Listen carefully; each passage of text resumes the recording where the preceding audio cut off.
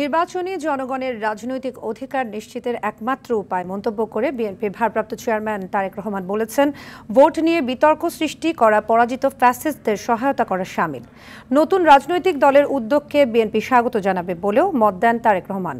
রফিকুল ইসলামের রিপোর্ট, জানাচ্ছেন মাইদুর রহমান রুবেল।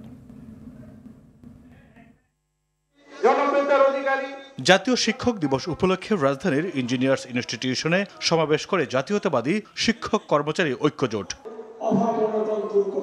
সারা দেশ থেকে আসা শিক্ষকরা তুলে ধরেন বিগত দিনে তাদের বঞ্চনার কথা। এ সময় বিএনপির নেতারা শিক্ষাক্ষেত্রে তাদের অবদান ও ভবিষ্যতে করণীয় নিয়ে বিশদ আলোচনা করেন। প্রধান উপদেষ্টাকে জিজ্ঞেস করতে, আপনাদের এই পদটা যদি শেষ না হতো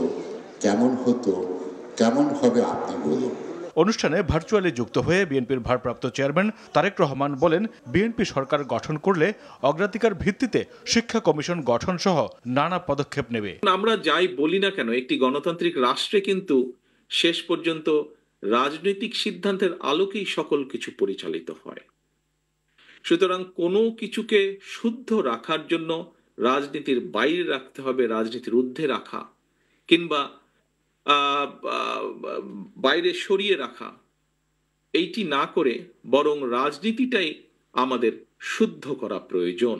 জনগণের দুঃখ দুর্দশা কমানো এবং নিরাপত্তা নিশ্চিত করা সহ সংকট মোকাবেলায় নির্বাচনকে গুরুত্ব দিতে অন্তর্বর্তীকালীন সরকারের প্রতি আহ্বান জানান বিএনপির ভারপ্রাপ্ত চেয়ারম্যান। বিএনপি সংস্কার এবং নির্বাচন দুটোরই পক্ষে, দুটোই অত্যন্ত জরুরি। দেশের কোটি কোটি পরিবারের কাছে এই মুহূর্তে নির্বাচন এবং সংস্কারের চেয়েও গুরুত্বপূর্ণ হচ্ছে সংসার পরিচালনা করা।